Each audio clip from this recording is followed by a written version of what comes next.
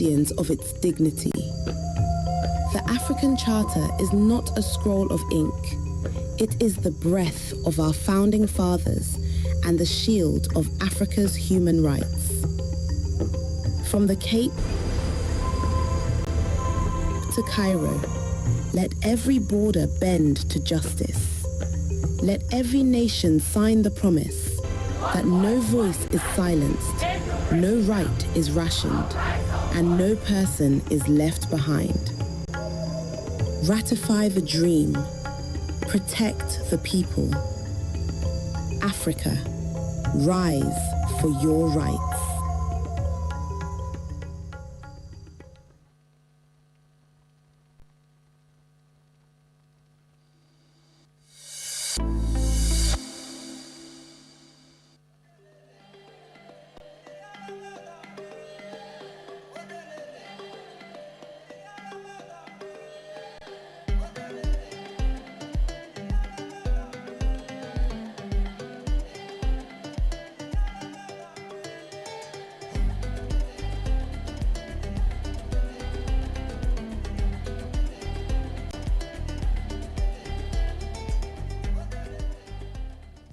I now have the distinct honor and pleasure of inviting the chairperson of the African Commission on Human and People's Rights, Honorable Idrissa Sow, to deliver his statement. You have the floor, Chair. En effet, la commission que j'ai l'honneur de présider demeure profondément préoccupée par la détérioration continue de la situation sécuritaire dans certaines régions du continent où les conflits armés, le terrorisme, les crises communautaires exposent les populations à des violations graves et massives de leurs droits et aux déplacements forcés. Il est tout simplement impossible d'ignorer la persistance de ces foyers de conflit qui compromettent gravement la jouissance des droits humains, en particulier les droits économiques et sociaux.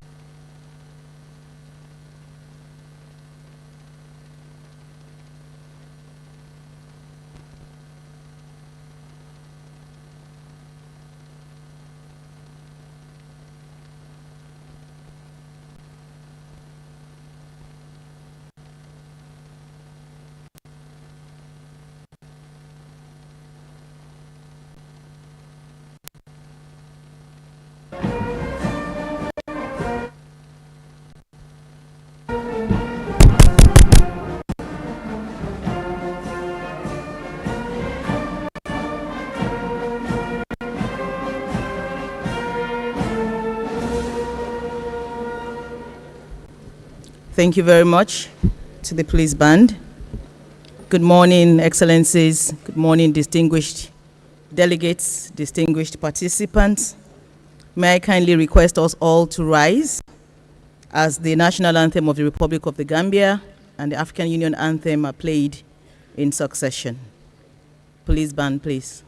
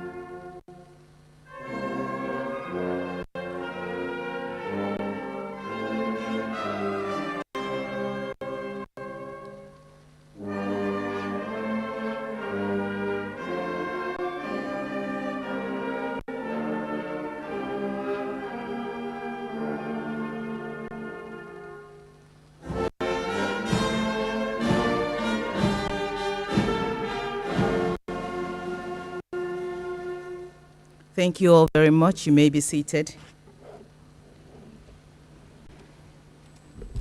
Mr. Hussaini Tomasi, Solicitor General and Legal Secretary in the Ministry of Justice of the Gambia, representing His Excellency, Honorable Dauda A. Jallow, Attorney General and Minister of Justice of the Republic of the Gambia, Honorable Idrissa Sow, Chairperson of the African Commission on Human and People's Rights, Excellencies, representatives of state parties to the African Charter, Honorable Vice Chairperson and Commissioners of the African Commission on Human and People's Rights, Excellencies, ambassadors and members of the diplomatic corps, esteemed representatives of states, civil society organizations, national human rights institutions, and all distinguished and valued participants in this conference room and those following us online.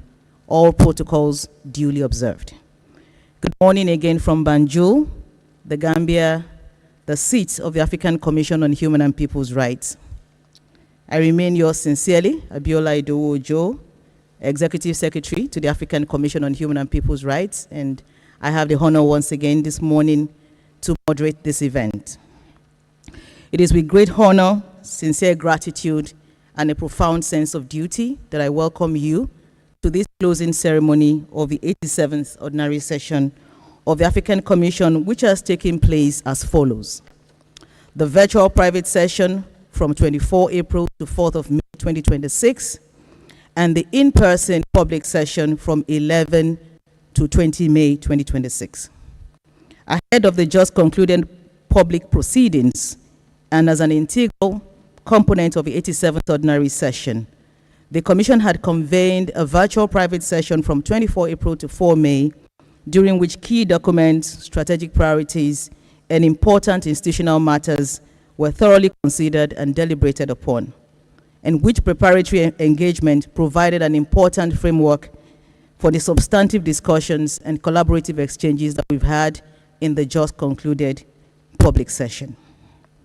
During the subsequent in-person public session and over the past 10 days, Excellencies, distinguished participants, we have witnessed a remarkable gathering of diverse voices and perspectives, with 842 participants representing the full spectrum of human rights stakeholders in Africa, coming together with a shared commitment to strengthening the promotion and protection of human and people's rights across our continent. Their participation has contributed significantly to the success and the importance of this session. This strong participation, collective commitment, and sustained engagement continue to define the public sessions of the African Commission, which have since become the largest gathering of human rights stakeholders on the African continent. We are deeply grateful to all participants for your active involvement and valuable contributions throughout this session. Your insights, your expertise, and dedication have greatly enriched our deliberations, advanced our collective agenda, and contributed immensely to the successful outcome of this session.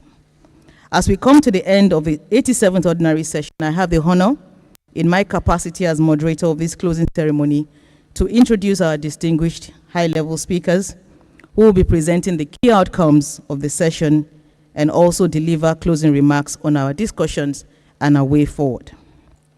I now have the honor of introducing the order of proceedings for this closing ceremony, which will be as follows. We will begin by watching the highlights of the 87th Ordinary Session in the form of a short video presentation, showcasing some of the defining moments from the past 10 days. The video reflects the spirit of solidarity, constructive dialogue, meaningful engagement, and the major highlights of our public proceedings. This will be followed by the reading of the final communique for this session by Honorable Commissioner Ovena Geresha Topsy-Sono. We will thereafter have the honor of listening to the closing statement of Honorable Idrissa Sow, Chairperson of the African Commission on Human and People's Rights, who has steered this session over the past 21 days. After that, we will invite the Honorable Solicitor General, Mr. Hussaini Tomasi, to deliver the closing statement of His Excellency, the Attorney General and Minister of Justice of the Republic of the Gambia, and to deliver this 87th Ordinary Session officially closed. The closing ceremony will be followed immediately by a press conference. I now invite you all to kindly turn your attention to the screen as we watch this brief recap of our shared journey over the past 10 days. I thank you. It is my distinct honor to welcome you to the opening ceremony of the 87th Ordinary Session of the African Commission, being held in this warm, beautiful, and historic city of Banjul.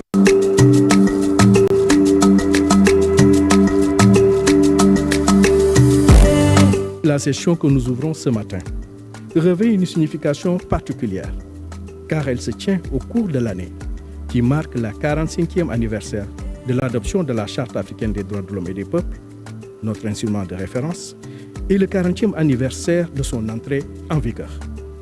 C'est le lieu de rendre hommage à toutes les personnalités qui ont porté la vision, les rédacteurs qui l'ont matérialisé, et particulièrement les chefs d'État et de gouvernement, qui par leurs actions résolues ont permis à l'Afrique de se doter d'un système régional de protection des droits de l'homme, ancré dans ses réalités, ses valeurs et ses aspirations.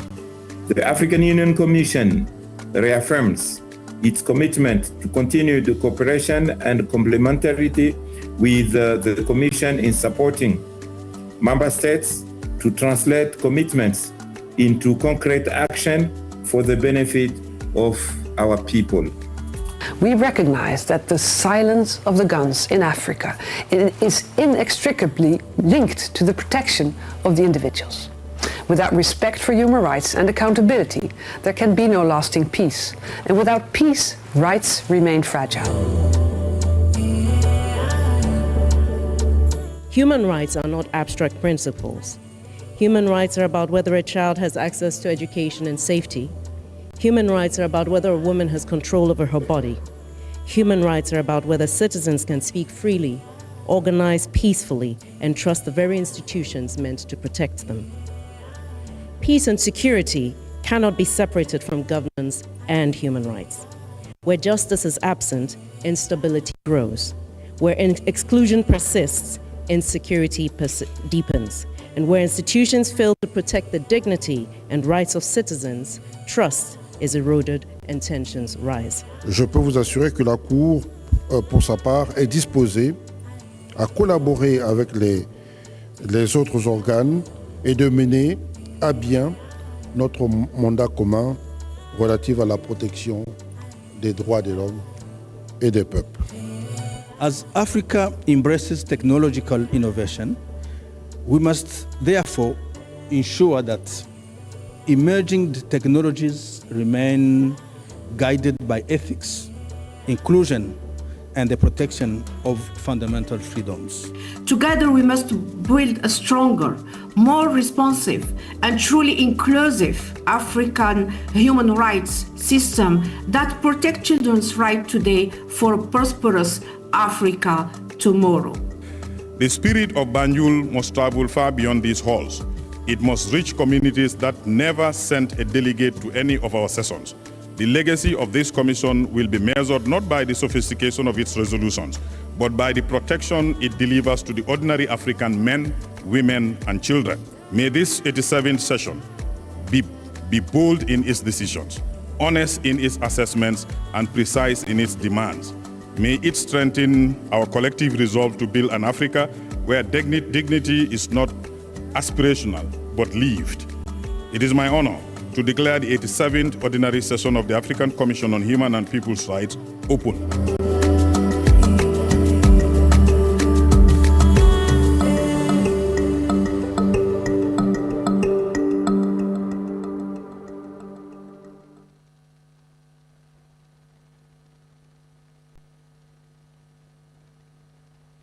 Thank you very much, IT team, for that.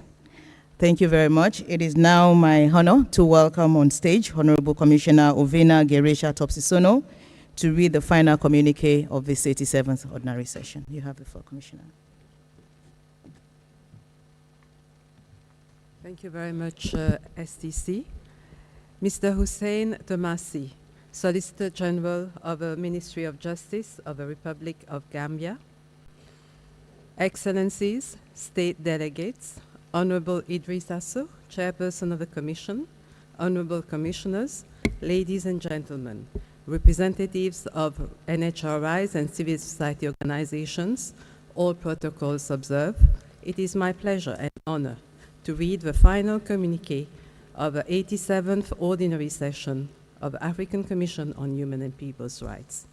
Pursuant to Article 64(2) of the African Charter on Human and People's Rights, the African Charter, read together with Rule 27 of the Rules of Procedure 2020 of the African Commission on Human and People's Rights. The Commission convened its 87th Ordinary Session.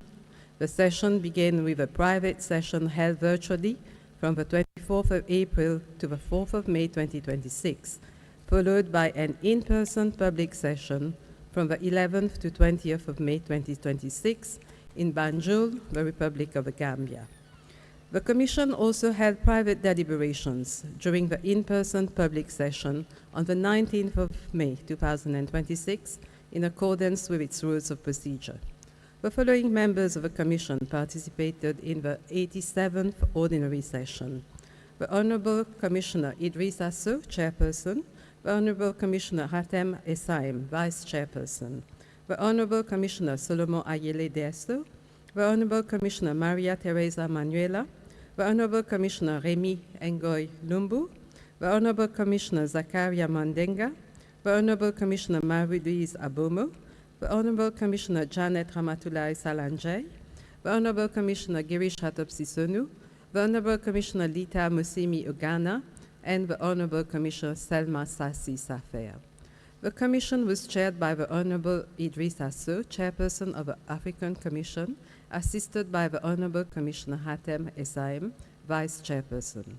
During the private session, the Commission considered and adopted the following documents: the report on the follow-up actions of the 86th Ordinary Session, the report on applications for observer status, the implementation plan of the Commission's Strategic Plan 2026-2028, the 2026-2028 Planning, Monitoring and Evaluation Plan of the Commission, the paper on the consideration of state reports, modalities and time allocation, the tripartite study on challenges of litigating women's and girls' human rights before the African Union rights organs, draft guidelines on state reporting under the Protocol of the African Charter on Human and People's Rights on the rights of older persons, draft guidelines on state reporting under the Protocol to the African Charter on Human and People's Rights on the rights of persons with disabilities in Africa, the study on the impact of climate change on human and people's rights in Africa, the report of a committee on resolutions, and the final communiqué of the 87th Ordinary Session. The Commission also considered and adopted the following reports: the Promotion Report to the Republic of Ghana, the Promotion Mission Report to the Republic of Zimbabwe, the Promotion Mission to the Kingdom of Eswatini, and the Joint Fact-Finding Mission on the Human Rights Situation in Sudan, physically conducted in the Republic of Chad.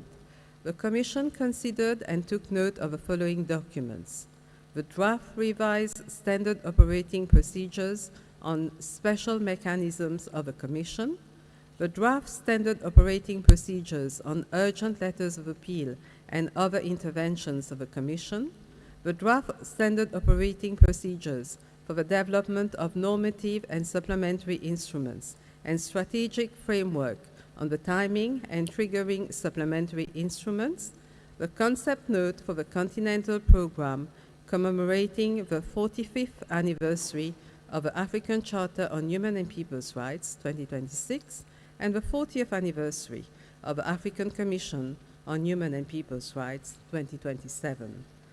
The Commission received a presentation on the electronic case management system. The Commission considered 13 communications and adopted the following: 3 communications on merits, 5 communications on admissibility, of which 1 was declared admissible and 4 were declared inadmissible, 3 communications on strikeout, 1 request for withdrawal of a communication. The Commission took note of a request and decided to close the matter. 1 request for review of a decision on merits, which was rejected. The Commission adopted the following country-specific resolution: resolution on the extension of a mandate of a joint fact-finding mission on the human rights situation in the Republic of Sudan. Furthermore, it adopted the following 4 thematic resolutions, namely, the resolution on the situation of human and people's rights defenders in Africa, the resolution on the extension of a deadline for the completion of a study assessing the level of compliance of national legislations with the guidelines of freedom of association and assembly in Africa. Thirdly, the resolution on the extension of a deadline for the development of guidelines on the protection of rights of workers in the informal economy sector in Africa. And finally, the resolution on the development of guidelines on the promotion and protection of human and people's rights in the context of climate change. In accordance with its resolution on the criteria for granting and maintaining observer status to non-governmental organizations working on human and people's rights in Africa, the Commission granted observer status to the following 8 NGOs, namely the Fondation Défenseurs d'Afrique, West Africa Civil Society Initiative, Centre d'assistance et de promotion des droits humains, Collectif Cri du Cœur, Niale Institute for Sexual and Reproductive Health Governance, Association pour la consolidation de la paix, le développement, la protection et la promotion des droits humains, International Society for Peace and Safety, and finally, the Mozambique Bar Association. This brings the total number of NGOs with observer status with the Commission to 600. No application from national human rights institutions affiliate status was considered at the session. Thus, the number of NHRIs with affiliate status with the Commission remains at 39. The public session of the 87th Ordinary Session commenced with an opening ceremony held on the 11th of May 2026 at Sir Dawda Kairaba Jawara International Conference Center in Banjul, Republic of the Gambia.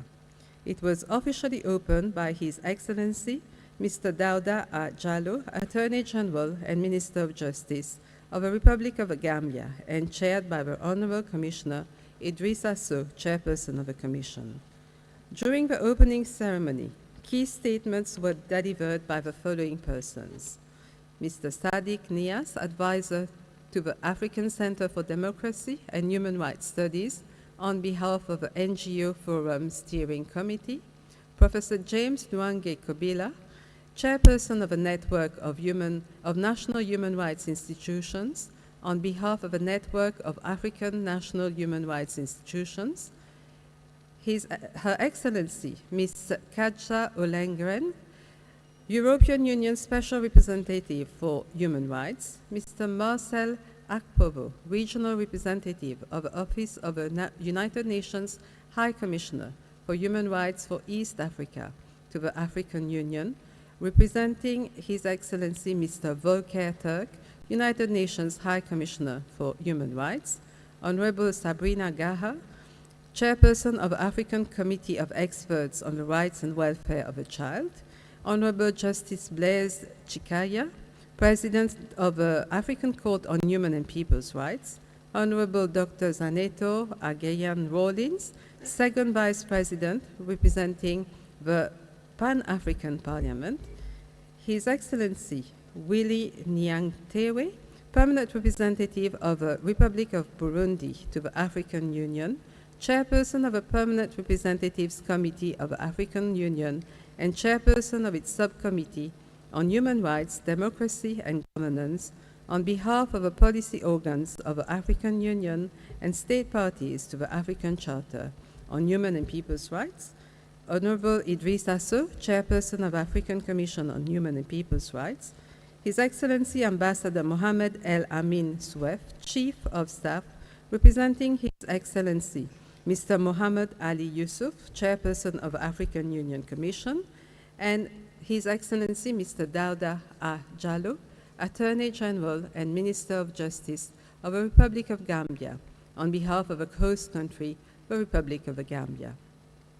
All statements delivered during the opening ceremony are available on the Commission's website.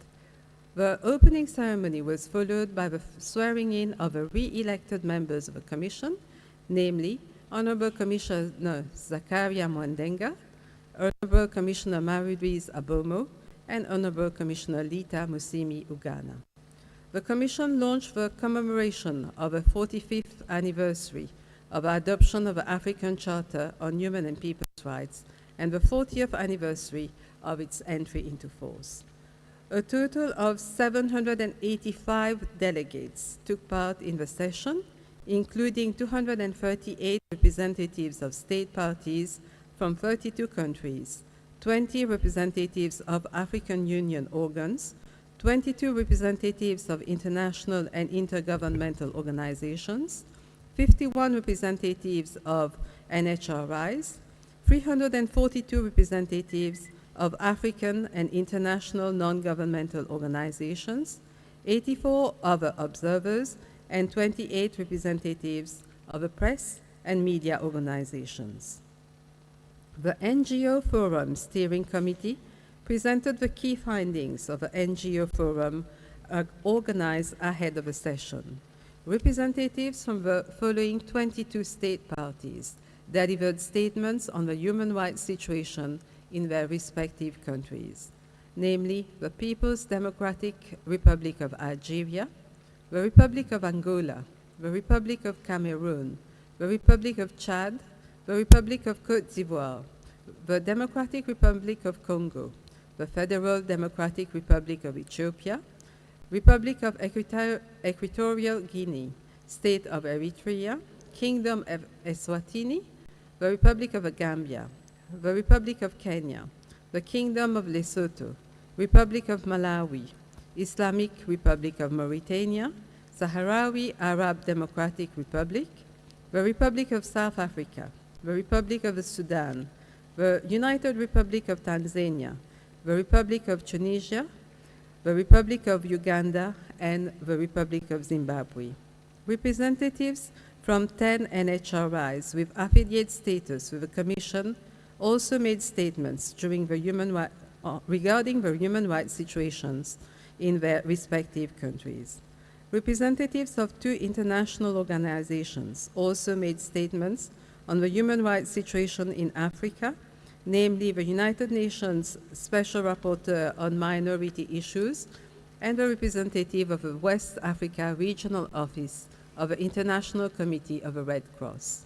62 non-governmental organizations with observer status with the Commission made statements on the human rights situation in Africa.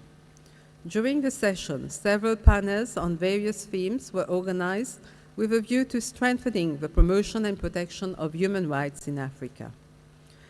Namely, the panel on compliance engagement, removing reservations to realize the full potential of a Maputo Protocol, the joint panel on the African Commission and the UN Independent Fact-Finding Mission on Sudan, followed by the reading of a Banjul Joint Declaration on Sudan, the panel on the AU theme of the year 2026, assuring sustainable water availability and safe sanitation systems in Africa to achieve the goals of Agenda 2063, the panel on the promotion and protection of persons belonging to national, ethnic, religious, and other linguistic minorities in Africa, a recap, the panel on the African Declaration on the promotion of the role of human rights defenders and the protection in Africa, and finally, the panel on climate change-induced displacement in Africa,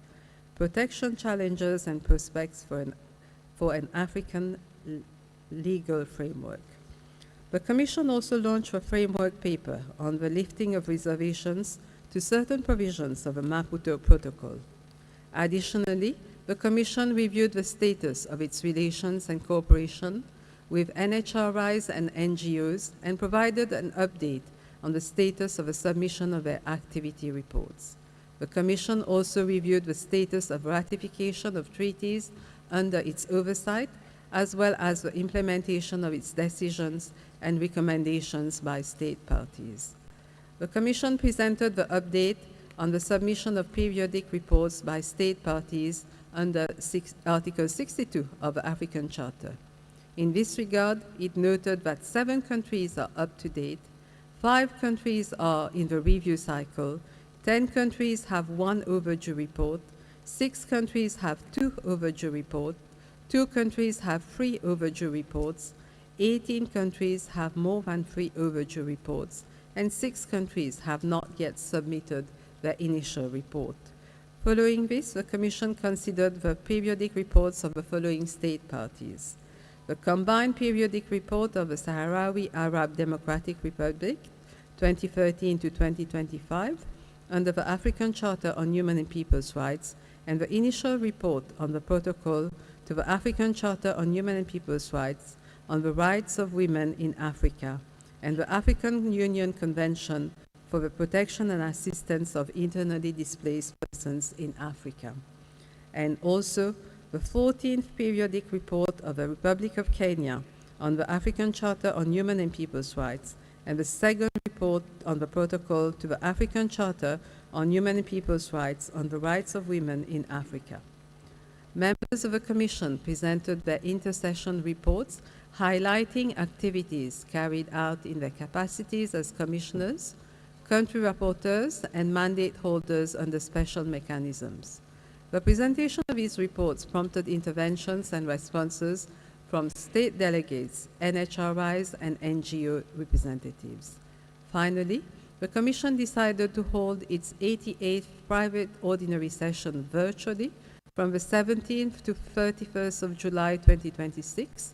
The 89th ordinary session will be held privately and virtually from the 5th to 15th of October 2026, and the public session from the 21st to 30th of October 2026 in Dakar, Republic of Senegal.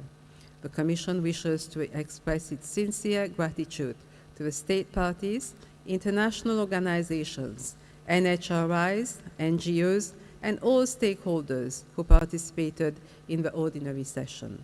In particular, the Commission expresses its profound gratitude to His Excellency, Mr. Adama Barrow, President of the Republic of the Gambia, to the government and the people of the Republic of the Gambia for hosting the 87th ordinary session, as well as for the hospitality and facilities extended to the Commission, its staff, and participants of the session.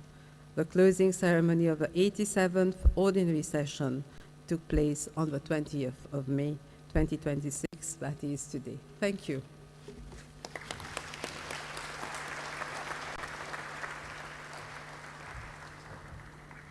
Thank you very much, Honorable Commissioner Topsy-Sono, for reading the final communique of the 87th Ordinary Session of the African Commission on Human and People's Rights.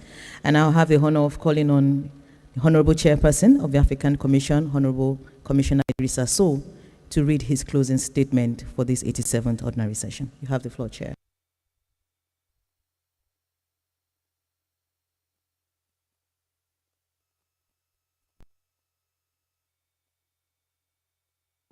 Thank you very much, STC.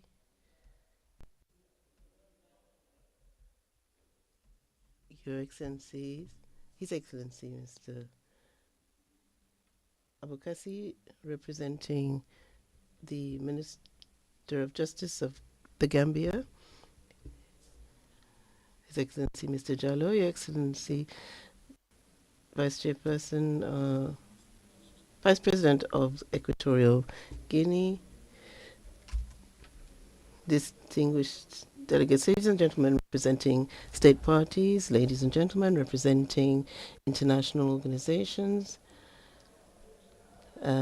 civil society organizations, and national human rights institutions, ladies and gentlemen, all protocols are observed. As we conclude the proceedings of the 87th Ordinary Session of the African Commission on Human and People's Rights, I would like, on behalf of all my fellow commissioners and on my own behalf, to extend our hearty thanks to His Excellency Mr. Adama Barrow, President of the Republic of the Gambia, and to his government for the warm welcome and all the assistance provided to the Commission, as well as to the delegations that came to participate in our session.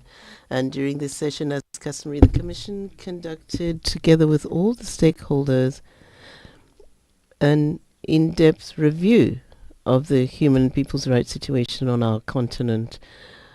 We reviewed the periodic reports submitted by the Sahrawi Arab Democratic Republic and of the Republic of Kenya. The Commission welcomes the detailed report submitted and on the African Charter and the Maputo Protocol, as well as the Kampala Convention for the Sahrawi state. The Commission commends the countries for the frank and constructive dialogue that they engaged with the Commission during the presentation of these reports. These exchanges provided an opportunity to assess progress made, highlight challenges, and identify hindrances to the full enjoyment of human rights in these countries. As is our practice, the Commission drew conclusions from these discussions and made corresponding recommendations according to our rules of procedure. I reiterate my call to all state parties to commit to submitting their periodic or initial reports with a view to engaging in dialogue with the Commission and strengthen national mechanisms. I also invite the state parties to continue in their work with regard to the additional protocols and to continue to share with us how they are implementing the protocols. I would like to come back to some positive developments that we noted. We have seen legislative measures adopted to improve the enjoyment of human rights in many countries, initiatives for ensuring that basic social services are provided to our citizens in many countries, particularly access to water and sanitation, must be commended. Numerous additional measures have been noted, including support for victims of violence, improved inclusion of disabled persons, strengthened protection for women and girls, as well as the establishment of mechanisms to combat impunity. I am particularly touched and would like to highlight the courage that human rights defenders have demonstrated in the continued mission, sometimes in very difficult situations and acts of intimidation, persecution and threats. The Commission noted several persistent challenges that remain unresolved related to peace and security throughout the continent. We saw armed conflict, political tensions, and intercommunal crises, weakening institutions, hindering development, and undermining national and regional stability. The consequences of these affect our populations in many countries, causing numerous losses of life, displacement, worsening poverty, and systematic violation of fundamental rights. As we face these persistent challenges and the significant consequences, it is imperative that state parties strengthen their cooperation and collective commitment towards peace and security. And with this in mind, I call for the establishment of more effective regional mechanisms for conflict prevention and resolution, as well as increased support for mediation and peace-building initiatives on the continent. As regards the shrinking of civic space, this constitutes another serious threat, and its gravity continues to be underestimated. Human rights defenders are silenced, the press is muzzled, and when associations are hindered in their operations, political parties dissolved or suspended, it's democracy itself that is in threat. A society that turns a blind eye to dissenting voices deprives itself of its own ability to correct its course and make progress. So the Commission calls on states to guarantee safe and free spaces for all civil society actors and opposition political parties. Moreover, climate justice. This is becoming an increasingly urgent priority for human rights agendas at a time when our continent is attracting often unchecked competition for access to natural resources and other critical minerals. African communities, though among the least responsible for global climate change, suffer its most devastating consequences. And this is a fundamental issue of human and people's rights, and so our Commission will continue to advocate for this with renewed resolve. Ladies and gentlemen, a fundamental truth was reiterated during our discussions. Africa does not need eloquent speeches, but rather Africa needs action. And this resonates particularly at this decisive moment in the history of our regional human rights protection system. 45 years after the adoption of the African Charter on Human and People's Rights, and 40 years after its entry into force, we are collectively called upon to identify without any complacency the shortcomings and the persistent challenges that prevent full realization of the rights guaranteed by the Charter, and we need to look ahead with clarity to the prospects for the coming decades. If we measure progress that's been made since the years of independence of our countries, it's fair to say that in the maturity of our system is firmly established, and we can take legitimate pride in this.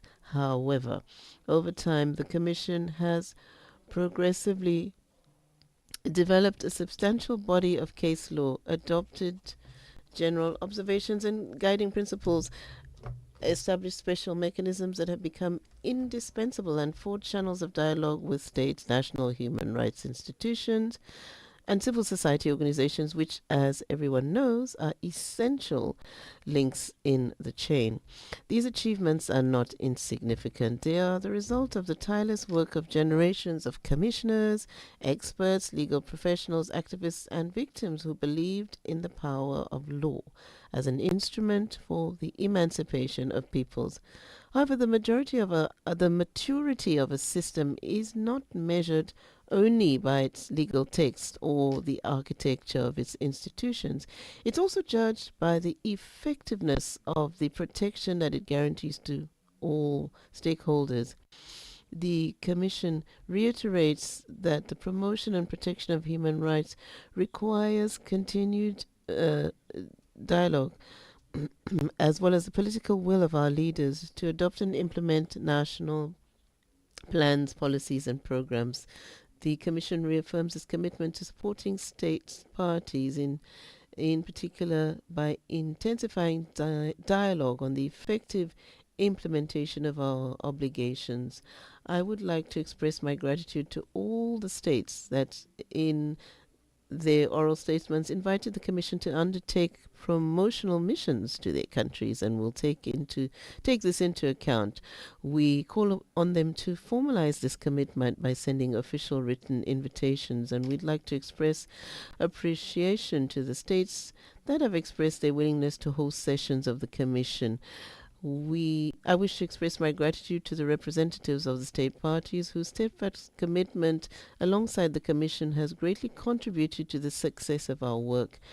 I would like to encourage them to continue to work with the Commission as we continue to combat the violations on our continent.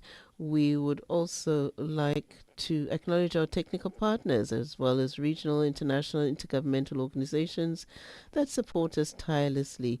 They support us, they cooperate, and they share experiences, and this strengthens our joint efforts. I'd also like to thank my colleagues, the Honorable Commissioners, who are present here, for the quality of their contributions. I'd also like to thank the staff of our Secretariat, led by Ms. Abiola Idowo-Ojo, whose diligence and efficiency have been instrumental. I also commend the dedication of the interpreters and translators who have generously devoted their time and energy to the success of the work of the 87th Ordinary Session, as well as technicians, the conference center, and the journalists who have covered our sessions. On behalf of the entire Commission, I wish to reiterate our deep gratitude to the authorities of the Gambia, who have once again risen to the challenge of hosting our proceedings despite the considerable demands such activities entail. Before concluding, I hope that the resolutions adopted, the commitments made, and the dialogues initiated here will translate into concrete and sustainable actions for men, women, and children of our continent. So on behalf of the Commission, I thank you. I thank you for your participation and your commitment, and I wish you all a safe return to your respective countries in the hope of seeing you again at the next session. Thank you for your kind attention.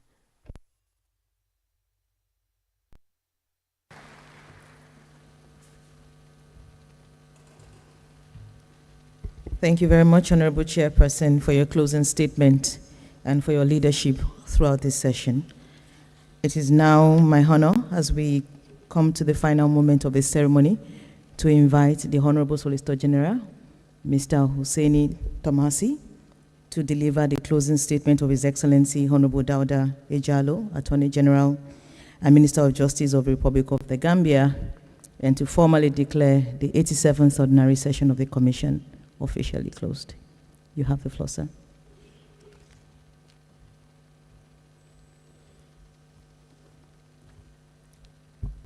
Thank you very much, Excellency Madam Abiola Ojo.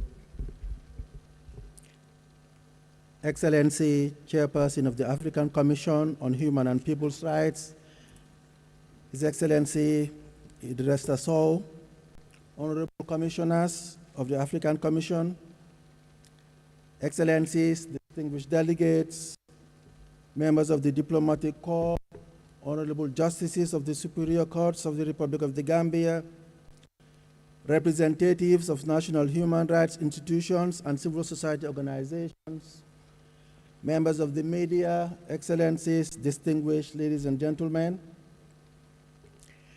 On behalf of His Excellency, the Honorable Dawda A. Jallow, Honorable Attorney General and Minister of Justice of the Republic of the Gambia, it is my honor and privilege to deliver these closing remarks at the conclusion of the 87th Ordinary Session of the African Commission on Human and People's Rights. At the outset, I wish to express our sincere appreciation to the Chairperson, Honorable Commissioners, and the Secretariat of the African Commission for the exemplary manner in which the session has been conducted.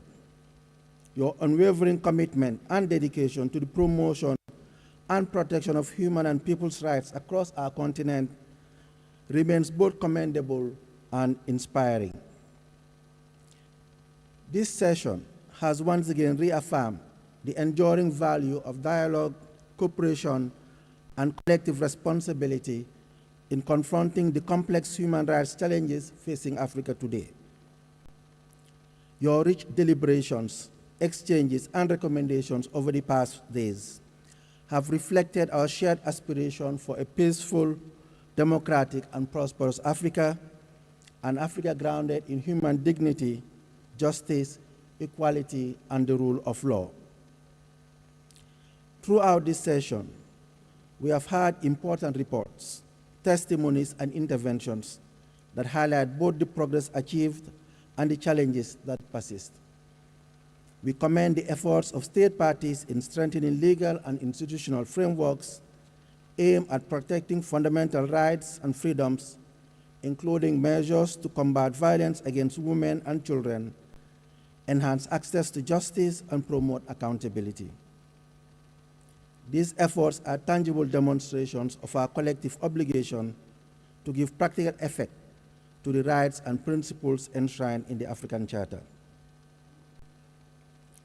We also commend those state parties that have fulfilled their reporting obligations by submitting and presenting their periodic reports before the Commission.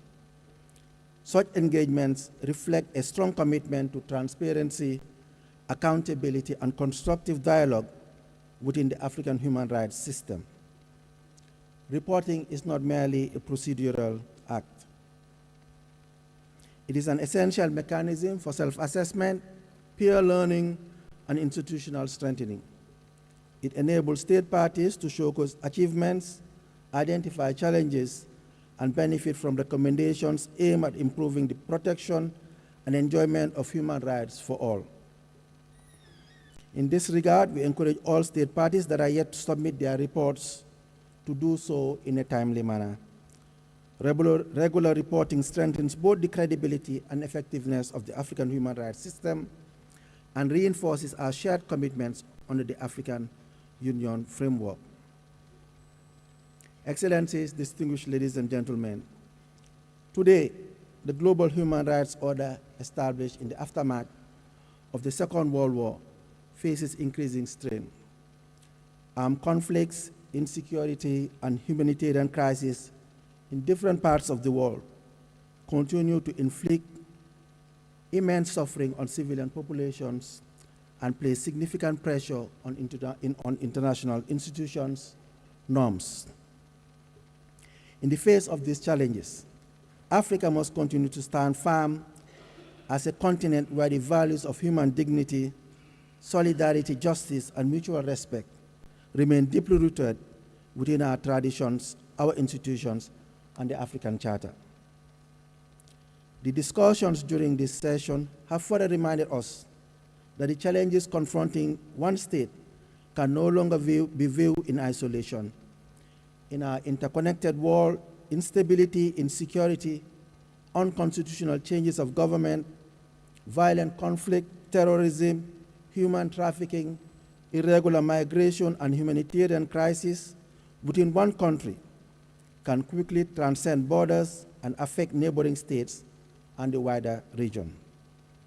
A breakdown in peace, and the protection of human rights in one nation inevitably carries consequences for regional stability, economic development, and social cohesion across the African continent. It is therefore imperative that African states continue to strengthen solidarity, cooperation, and early response mechanisms in addressing emerging threats and human rights concerns. Our collective peace, security, and development depend on our ability to work together in the true spirit of African unity, partnership, and shared responsibility. We equally acknowledge and appreciate the indispensable role played by civil society organizations, national human rights institutions, and development partners in complementing the efforts of states and the Commission in advancing human rights, good governance, democracy, and access to justice across the continent. As we conclude this session, let us renew our collective commitment to implementing the resolutions and recommendations adopted here. Let us continue to work tirelessly towards an Africa where the rights, freedom, and dignity of every individual are fully respected, protected, and promoted. Finally, we extend our heartfelt appreciation to the Secretariat, interpreters, technical staff, and all those who work hard and dedicated themselves in contributing to the successful organization of this session. I take this opportunity to wish all delegates a very safe journey to their respective destinations. Excellencies, distinguished ladies and gentlemen, on behalf of the Honorable Attorney General and the Minister of Justice of the Gambia, the Honorable Dawda A. Jallow, it is my singular honor and privilege to declare this 87th session of the African Commission officially closed. I thank you all for your kind attention.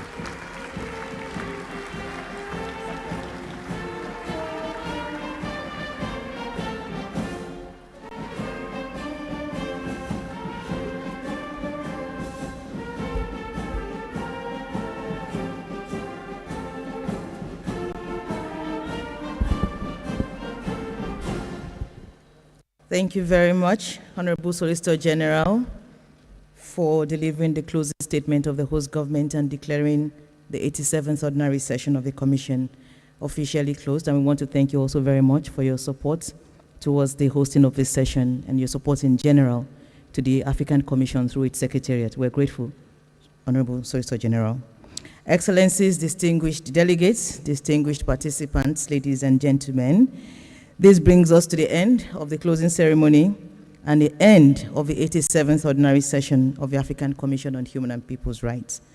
We thank you very much for your participation in this session, and we look forward to you joining us again in the next public session of the Commission, which, as the Honorable Commissioner Topsuno mentioned, will be from 21 to 30 October 2026, this time around in Dakar, Senegal. Thank you all. We will now proceed with the press conference in this same plenary hall for 30 minutes. And we want to thank you very much. Merci beaucoup, Jerejef, Asante Sana, Obrigada, Jarama, Abarakabake. Thank you.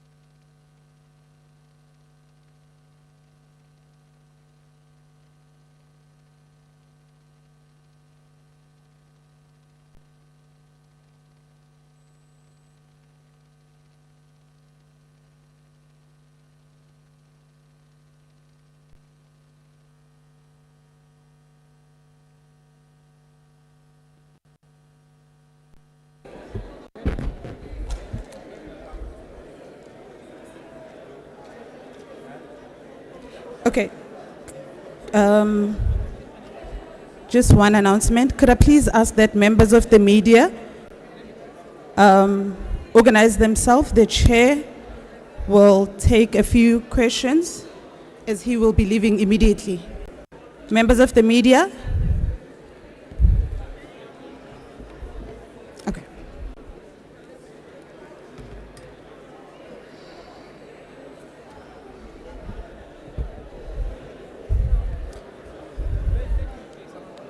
We can start?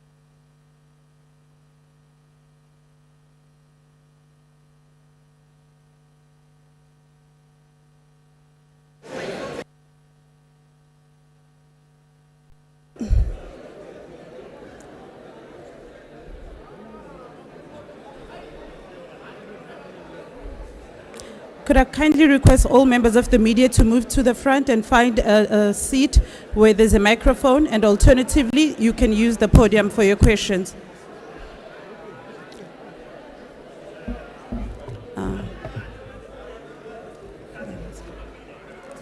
Thank you.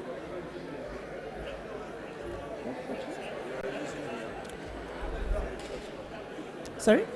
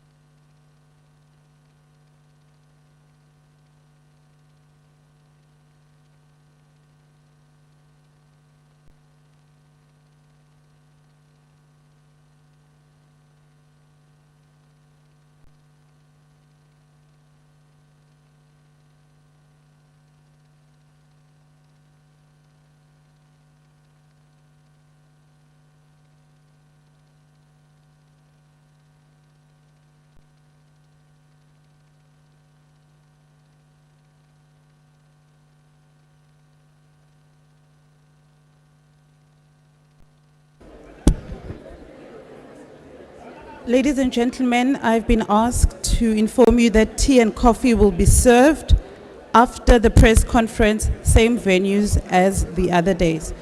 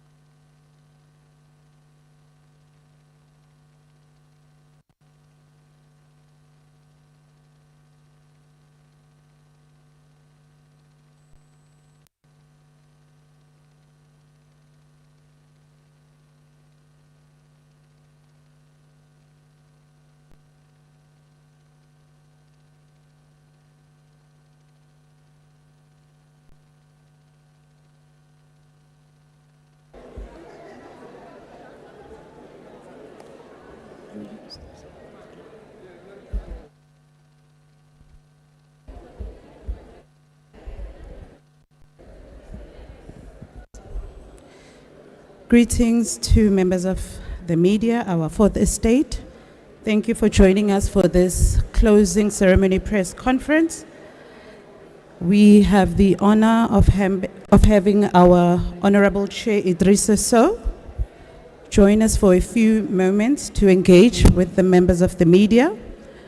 You have walked this journey with us from the 11th of May, and today as we close the curtains, it was important for us as an organ that we allow you again the opportunity to engage with the Commission, but most importantly, to encourage you to take the human rights conversation outside of this hall and to also make noise about our anniversary.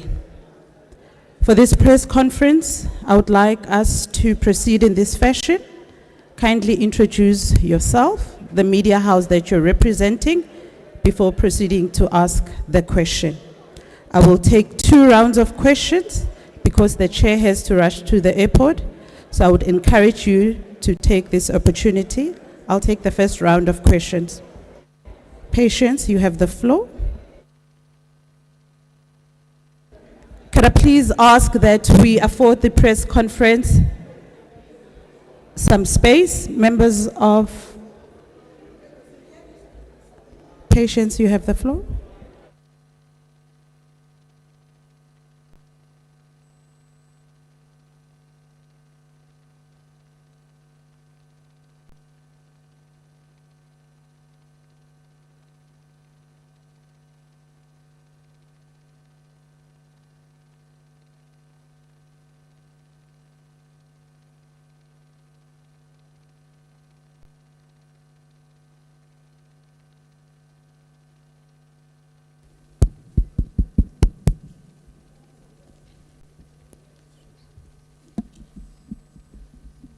Thank you.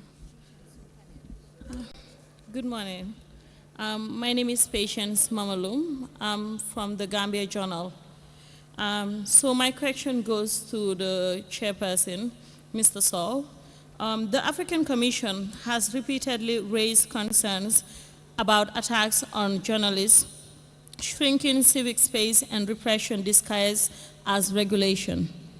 What does the Commission say to African journalists who feel regional human rights mechanisms issue strong statements but fail to deter governments from continuing intimidation, arrest, censorship, and restrictive media laws? Thank you very much. Thank you very much, Patience, for that question. You have the floor. My question will go on French. You kindly introduce yourself first, the media house you're representing, and proceed with the question. My name is Ajama Yomjai. I'm working at GRTS. My question will be on French version. D'accord. Et c'est adressé à l'honorable Idriss Sow. Bonjour.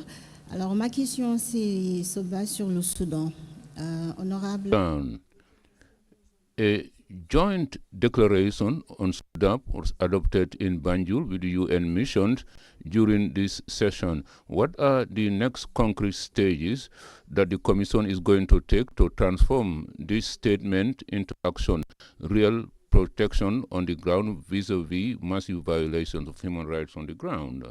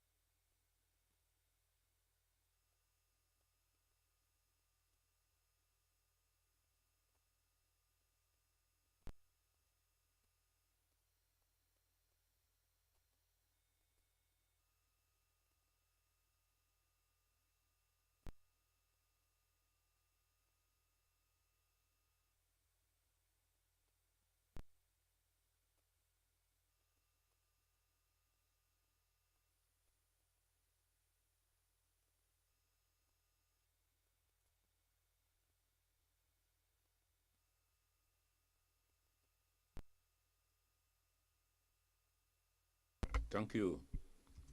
Thank you for the question that you have raised. Before responding, please note that we have just closed our 87th session, which was a moment of interaction around the situation of human rights in Africa.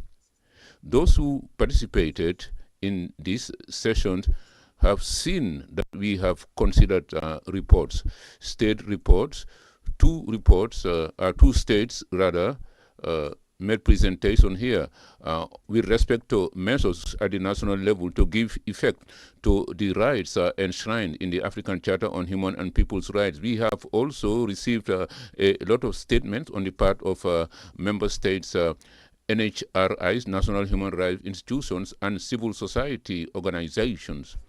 We also heard intercession reports which were made by the commissioners. Now, this is the very essence of the session. This is a statutory meetings to exchange on issues relating to the protection and promotion of human rights in the continent. I would like to seize this opportunity to reiterate our thanks. I have already thanked the government of the Gambia, which has supported us to the best of its ability for a hitch-free meeting. That being said, let me respond to the questions that were raised. Two questions relate to the shrinking of civic space, but also the freedom of the press and generally speaking, freedom of speech. As you know, the African Charter, which is our reference instrument, guarantees to all individuals the freedom of expression. It also guarantees the freedom of the media and asks us to favor access to information. In these conditions, you will understand that intimidation would not be entertained, intimidation against journalists, because by providing the information, you are only exercises a right which is recognized by the African Charter, but also by the national legislation. And this matter is of so much concern that we have put in place a special mechanism, a special rapporteur who is devoted to dealing with issues of access to information and freedom of expression. Now, if there are violations, if journalists bear the brunt of reprisals, there are two possibilities. Number one, to claim, make national level. Previously, the African system for protection of human rights is built around the principle of subsidiarity. What does that mean? Il y a des atteintes, des violations aux droits de l'homme. C'est au niveau national d'abord qu'on doit rechercher la solution. C'est quand il n'y a pas de voie de remédiation au niveau national que l'affaire pourra être portée devant notre commission. Et les journalistes, comme tous les citoyens, lorsqu'ils sont victimes de violations de leurs droits, ont la possibilité effectivement de nous saisir à travers ce que nous appelons des communications, qui n'est rien d'autre qu'une procédure de plainte. Et nous avons des moyens d'appeler les États, de les mettre face à leur responsabilité. Voilà. Ça, c'est le premier moyen. Le deuxième moyen que vous avez également, c'est d'entrer directement en contact avec la rapporteure spéciale qui s'occupe de la liberté de la presse et de l'accès à l'information au niveau de notre commission. C'est quelqu'un qui est très engagé sur ces questions et qui régulièrement publie des rapports sur la situation des journalistes dans les différents pays. Donc c'est pour vous dire que nous sommes préoccupés par ces cas et que nous les monitorons, nous les suivons. Mais nous ne pouvons pas réagir sur des situations dont nous ne sommes pas informés. Donc c'est pourquoi je vous encourage, lorsqu'il y a des cas de violation, d'entrer en contact avec le rapporteur spécial et à son niveau... With the special rapporteur who would interact with the states with a view to finding solutions. The second question is relating to Sudan. Yes, indeed, our commission has been mandated by the Peace and Security Council of the African Union to conduct investigations on the human rights situation in Sudan. And as you know, Sudan is undergoing difficult situation, including the conflict that you all know about. When we received that mandate, we were requested jointly to institute an investigation and to report on the massive violations of human rights. We conducted a first investigation Unfortunately, we did not have the opportunity of going on the ground, but in our procedures, we have the possibilities of conducting investigations online. So through video conferencing, we did a mission which culminated in a report considered by the Commission, and it was published, not only published, but transmitted to those who mandated us, that is to say, the African Union Peace and Security Council, as well as the organs of the African Union. But then we did not stop there. Thereafter, after that first report, under the leadership of Honorable Hatem here present, we conducted another mission, but this time around on the ground. Thanks to the facilitation of the state of Chad, we were able to go to the border with Sudan, where investigations were conducted vis-a-vis the refugees. And on that occasion, we were able to document serious violations of human rights.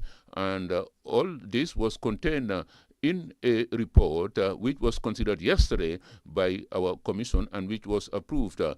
Now, you are asking me, what is the next stage? Well, the next stage is to avail this report to those who mandated us, namely the organs of the African Union. And it is at that level that concrete activities could be rolled out. However, what is important is that we formulated recommendations for a better protection of civilians on the ground. We also recommended that the accountability mechanisms be triggered so that there would not be any impunity with respect to what is transpiring in Sudan. Mr. Korka Ba, you talked about violations against migrants. You talk about deportation. Well, let me just say that the situation of migrants is at the very center of our priorities. Here also, we have texts that protect all migrants, asylum seekers. We also have a special mechanism which is responsible for such matters. And if you look at the document that we publish, you will see that on several occasions our commission came out with resolutions wherein they call the states to protect as much as possible the rights of people who of the migrants. But we also request the state to tackle the profound causes of the migration, because this is what we should do. You should not see the phenomenon as it is, but you have to see what is behind the phenomenon. Why do African youth deem it necessary to migrate elsewhere? So to fight against this clandestine migration, we have to identify the causes. Maybe it's bad governance, climatic issues. A lot of factors force the African youth to leave the continent. Now, to act effectively on this issue of migration, one has to attack the root causes. So our line of conduct is to permanently to discuss permanently with the states to draw their attention on the need to protect those migrants during their journeys, whether in transit countries or in countries of destination. We place emphasis that all their rights are respected. Now, in a nutshell, those were the answers to the questions that were raised here. I thank you for your kind attention.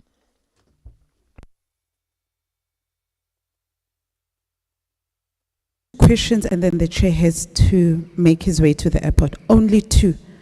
Mr. Babuka, and I believe there was a question here.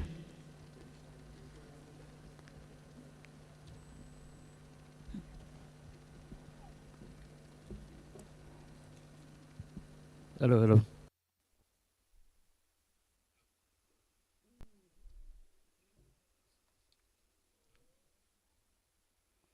Je vous remercie, Madame la modératrice. Je voudrais remercier le président pour M. Babacar Traoré.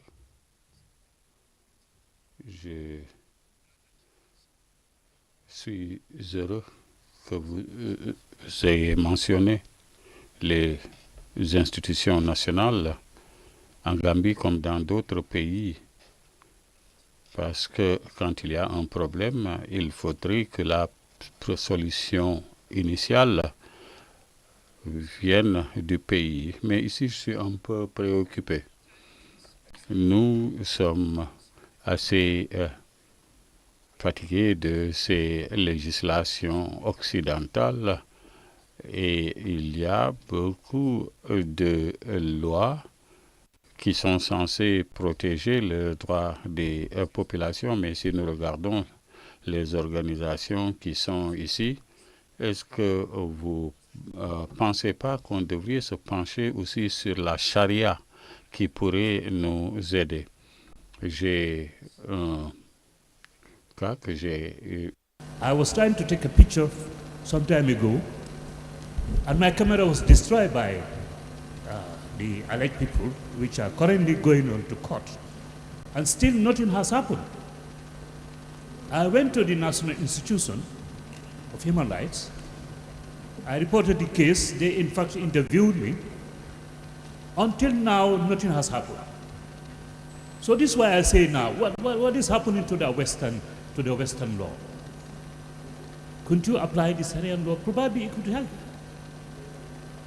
But if this is the case, Mr. Chairman, I think really efforts need to be done to strengthen the national institution, to ensure that they do their job. Because it would be very interesting. It would also help to to reduce cases that's supposed to be handled by the African Commission. What is their position of going to sitting in the office? Nothing happened. All the time we're talking about, yes, we are trying to implement, the same thing is coming. Every time you go, the same thing. Mr. Chairman, I want to please say something about that. How would they do their function so that at least people's rights would be, we'll have our remedies. Thank you very much. Thank you very much, Mr. Chairperson. My fellow colleagues, my name is Modou Sarr, Daily Gambian and New Global Media. My question is, peace and justice goes together. There can't be any peace if there is no justice. Injustice leads to hostilities. What mechanism does the Commission have in place to address the so many injustices confronting the African continent? My second question is, it has been evident that since its inception, the Commission has entertained 882 complaints, 177 of which are pending. When is the Commission going to deal with those pending complaints? How soon? My third question is, the Commission used to undertake every year one fact-finding mission, at least one fact-finding mission. Last year it was Sudan. What was the outcome of that fact-finding mission? Thank you so much. Thank you very much. We can't press for that. Okay. Good morning. Please, can I ask that we be brief? The chair literally has 3 minutes. Can we be brief? Okay. Thank you. I am Skeja, you see, N24 Media. And my questions will be directed to the chairperson with regards to climate change. And if I'm not mistaken, you spoke of reconsidering climate-related approaches. Does the Commission have a climate timeline for releasing updated guidelines or resolutions on climate justice? Thank you very much. Chair, those are the last questions before you. Oui, merci beaucoup. Merci beaucoup, Samantha. Donc, pour la première question posée par Traoré, vous faites bien de rappeler que, comme je l'ai dit dans mon propos liminaire, que les solutions aux problèmes de violation des droits de l'homme doivent d'abord être recherchées au niveau national. Le système, il est construit comme ça, il est stratifié. Et vous voyez qu'au niveau national, au-delà même du système judiciaire, vous avez d'autres organes comme les institutions nationales des droits de l'homme qui, au niveau national, sont dotés du même mandat que la Commission, qui sont chargés de la with the promotion and protection of human rights. I would, at this juncture, want to encourage citizens, where possible, to get in touch with national human rights institutions in their respective countries if there are cases of violations of their rights, because these institutions also have been availed with the mandate of protection and promotion of human rights as enshrined in the Charter. You have asked us whether we should not change the legislation, internal legislation, and to adopt other laws. Well, let me be very clear on this matter. In our commission, what we can do is oscillates around the mandate conferred to us. And when it comes to the implementation of our jurisdiction, we also have some limits. We respect the constitutional autonomy of the states. Each state has the wherewithal to avail itself of a constitution which are in line with its aspiration. We also respect the freedom or autonomy of the states in the choices of legislation which govern the everyday life. We cannot tell a state, change your legislation, adopt the Sharia or adopt something else. No, this is not part and parcel of our jurisdiction. On the contrary, as part of our very fact-finding mission in terms of compliance with the Charter, if the national provisions are not in conformity with the rights of the Charter, we urge the states to do efforts to comply. This is all that we can do, but the preparation of law is the sole preserve of the state. Mr. Salve, you talked about accountability. Yes, you are right. There cannot be any peace without justice. And legal accountability, I said previously, is very important. This is why when I shared with you the conclusions of the mission we conducted in Sudan, I did say that in the recommendations we place emphasis on this matter of accountability. So if there are violations, massive violations or other crimes against humanity, it is obvious that the perpetrators would not be go free. So if cases like this happen, the justice system has to be seized. It could also be a transitional justice system, but then in our philosophy, we deem that human rights violations should not go unpunished. In our level also, we do have procedure which allow us through communications to judge them, because this is what we are talking about, because our commission is also a quasi-jurisdictional organ which has the possibility, when a state violates the rights enshrined in the Charter, to bring the state to explain before us. In a communication, we qualify cases of violation, and we actually go further than that. We urge the state to put in place reparation measures so that the balance that has been undermined would be established. So we are in line with this issue of accountability. You also talk about outstanding complaints. I'm not, you know, normally we say time involved in the justice system is different, and you know, we deal with serious issues, so that's why we take enough time to study cases submitted to us. Sometimes there could be delays that can be linked to contingencies that we do not master. It could be problems of translation of some documents, availability of some information. But all the same, we think it is important. We complaints brought before us are dealt with within a reasonable time limit. Climate change, yes, today everybody knows that we are experiencing climate change, which has consequences on on economic and social and cultural rights which are acknowledged to the African citizens. So this is the reason why all the issues of climate justice have been taken on board within programs and projects that we deploy within our commission. We have a colleague who is specifically dedicated to this theme. The colleague is very committed and is constantly in touch with states to see how to deal with and also how to help these states to build resilience vis-a-vis the effects of climate change. So, in a nutshell, this is a matter which is at the very center of our concerns, and we cater for this through our activities.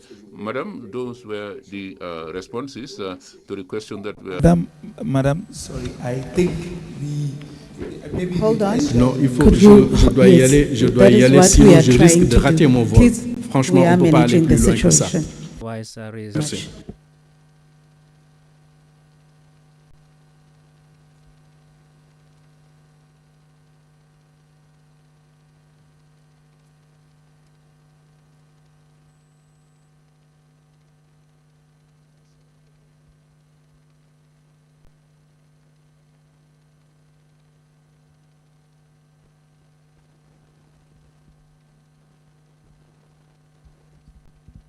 Members of the media, firstly, allow me to thank you for joining us. As I mentioned, the chair is rushing to the airport and he had allocated us 5 minutes. In the interest of covering and ensuring that you receive the questions that you needed, please can I ask you to email all questions that you have to Stephanie and myself, and we will ensure that we have these responded to. Unfortunately, the chair has to leave immediately. Thank you all very much. Stephanie will assist you with the rest of the activities, and then we invite you to join us for tea and lunch. Thank you very much.